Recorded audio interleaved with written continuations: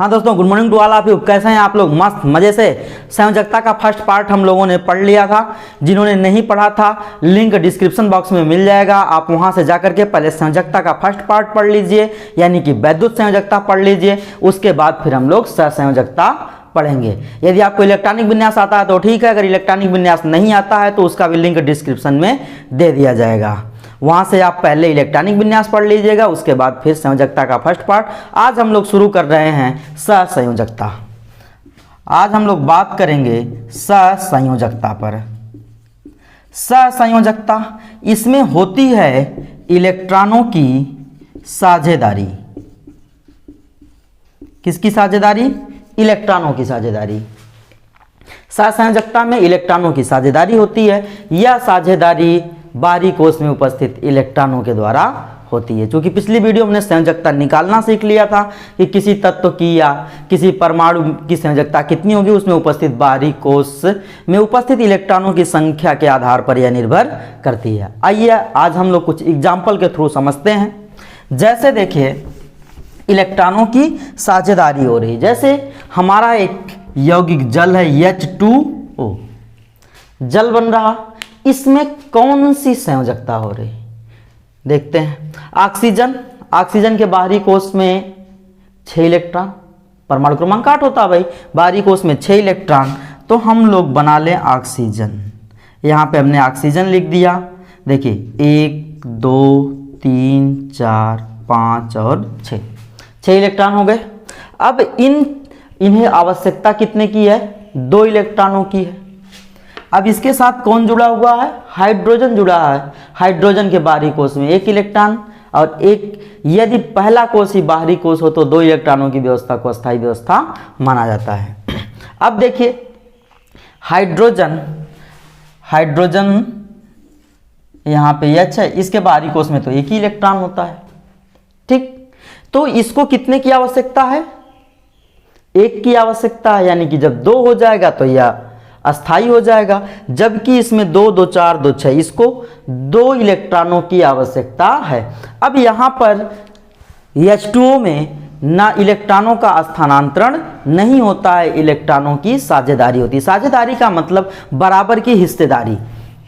जितना इलेक्ट्रॉन आप दोगे उतना इलेक्ट्रॉन हम भी देंगे। हमारी आवश्यकता पे कोई हमें दे रहा है तो उसकी आवश्यकता पे हम उसको दे रहे हैं। यही क्या है? साझेदारी है। अब देखो यहाँ पे इलेक्ट्रॉनों की साझेदारी कैसे होती है। जैसे हाइड्रोजन यदि इसके साथ आकर के संयोग कर रहा है तो हाइड्रोजन के बाहरी कोश में 1 इलेक्ट्रॉन था, अब 1 इलेक्ट्रॉन इसने इसको दे दिया, मुक्त रूप से नहीं।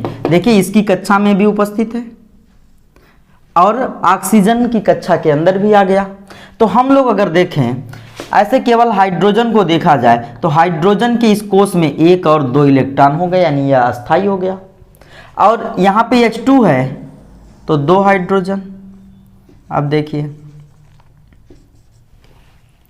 इस प्रकार से हाइड्रोजन 1 इलेक्ट्रॉन इसके साथ साझेदारी करा, और साझेदारी बड़ा बराबर की साझेदारी होती है। देखिए ऑक्सीजन भी इसके साथ क्या किया है? साझेदारी कर लिया। 1 इलेक्ट्रॉन अगर हाइड्रोजन से लिया तो ऑक्सीजन ने भी 1 इलेक्ट्रॉन साझेदारी के लिए हाइड्रोजन को दिया। सेम कंडीशन इधर भी है। ठीक, जब 1 इलेक्ट्रॉनों की साझेदारी होती है तो इसको हम लोग सिंगल बॉन्ड से दिखाते हैं। देखिए हाइड्रोजन की 1 इलेक्ट्रॉन से साझेदारी हुई ऑक्सीजन की, तो यहाँ पर सिंगल बॉन्ड। फिर इस ऑक्सीजन की दूसरे हाइड्रोजन के साथ 1 इलेक्ट्रॉनों से साझेदारी हुई तो यहाँ पे H single bond O single bond H। इस प्रकार से बन गया हमारा H2O। ठीक, दूसरा हम लोग देख लेते हैं। मान लो CO2 हो, कार्बन डाइऑक्साइड। आपको समस्या लग रही है कि हम डिफिनीशन नहीं बता रहे, तो डिफिनीशन में बस इतना जान लो कि इलेक्ट्रॉनों के साझेदारी से बना हुआ बंध सहसंयोजक बंध कहलाता है। बस एक चीज याद करके रखो, इलेक्ट्रॉनों की साझेदारी। सहसंयोजक बंध में क्या होता है? इलेक्ट्रॉनों की साझेदारी होती है। अब देखिए जैसे कार्बन है, कार्बन के बाहरी कोश में इलेक्ट्रॉनों की संख्या कितनी होती है? 4 होती है। यह ऑक्सीजन के साथ संयोग कर रहा है। कितने ऑक्सीजन के साथ? 2 ऑक्सीजन के साथ। ऑक्सीजन के बाहरी कोश में इलेक्ट्रॉनों की संख्या कितनी होती भाई? ऑक्सीजन के बाहरी कोश में इलेक्ट्रॉनों की संख्या 6 होती है, इसको 2 की आवश्यकता होती है, तो 2 के साथ यह क्या कर लिया, साझेदारी कर लिया, 2 2 4 2 6। सेम कंडीशन इधर भी ऑक्सीजन के साथ हो जाएगी। देखिए ऑक्सीजन को 2 की आवश्यकता होगी, तो इसने क्या किया, 2 कार्बन से ले लिया और कहा जब तुमको आवश्यकता पड़ेगी तो हम 2 दे देंगे। इस प्रकार कार्बन, अब देखो 2 2 4 2 6, इसी कक्षा के अंदर कार्बन के भी 2 इलेक्ट्रॉन हैं, तो अब इसका अष्टक पूरा हो गया। इस ऑक्सीजन में देखिए 2 2 4 2 6 और कार्बन का 2 इलेक्ट्रॉन इसी की ऑक्सीजन की कक्षा के अंदर है, तो इसके भी 8 इलेक्ट्रॉन पूरे हो गए। अब कार्बन का देख लेते हैं, कार्बन की कक्षा यह है। अब देखिए यहाँ पर 2 इलेक्ट्रॉन, फिर इसी के अंदर 2 4 इलेक्ट्रॉन, फिर देखिए कक्षा इधर है, फिर 2 6 इलेक्ट्रॉन और इसी के अंदर है 8 इलेक्ट्रॉन। हम लोग H2O में देख रहे थे तो वहाँ पर एक एक इलेक्ट्रॉन की साझेदारी हो रही थी तो सिंगल बॉन्ड बन रहा था, जबकि यहाँ पे 2 इलेक्ट्रॉन की साझेदारी हो रही है तो क्या बनेगा, डबल बॉन्ड बनेगा। ठीक, इस प्रकार से CO2 बन करके तैयार हो गया। आई बात समझ में साझेदारी वाली। चलो एक एग्जाम्पल हम लोग और देख लेते हैं।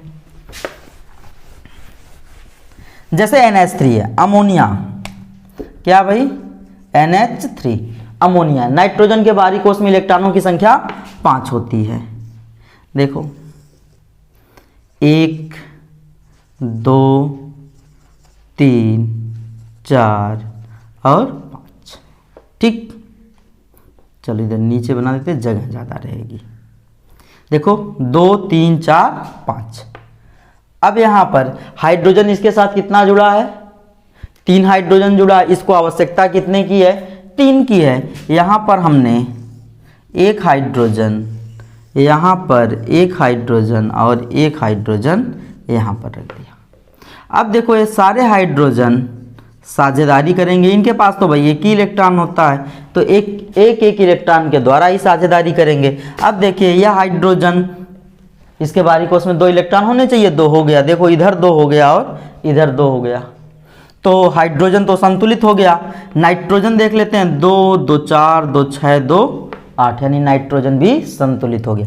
इस प्रकार से इनके मध्य बंध कौन सा बनेगा, देखिए यहाँ पर नाइट्रोजन है, इसके ऊपर 2 इलेक्ट्रॉन बचे हुए हैं, इधर एक हाइड्रोजन के साथ संयोग कर रहा है, इधर भी एक एक इलेक्ट्रॉन की साझेदारी हो रही है, तो सिंगल बॉन्ड बन रहा है। संरचना क्या बनेगी, NH3 की बनेगी। ठीक, एक एग्जांपल और करके दिखा देते हैं आपको। जैसे हम लोग लिखते हैं ना O2 Cl2 H2, तो इसमें भी क्या होता है, 2 परमाणु आपस में मिलकर के अणु का निर्माण करते हैं और यहाँ पर क्या होती है, सहसंयोजकता होती है। जैसे चलिए मान लीजिए Cl2 है, क्लोरीन। क्लोरीन के बाहरी कोश में इलेक्ट्रॉनों की संख्या कितनी होती है, 7 होती है। देखिए यह क्लोरीन का परमाणु है, इसके बाहरी कोश में 1 2 3 4 5 6 और 7 इलेक्ट्रॉन। यहाँ पे Cl2 है यानी 2 क्लोरीन है। अब दोनों क्लोरीन आपस में संयोग कर लेगी। देखिए इस 1 इलेक्ट्रॉन 2 इलेक्ट्रॉन 3 इलेक्ट्रॉन 4 5 6 और 7 इलेक्ट्रॉन। इस क्लोरीन को भी 1 की आवश्यकता थी, इस क्लोरीन को भी 1 की आवश्यकता थी।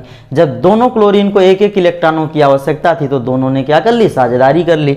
और साझेदारी कर ली तो यहाँ पर क्लोरीन सिंगल बॉन्ड क्लोरीन का निर्माण हो गया और इस प्रकार से क्या तैयार हो गया हमारा, Cl2 यानी क्लोरीन गैस का एक अणु। उम्मीद है आप लोगों को वीडियो समझ में आ गई होगी।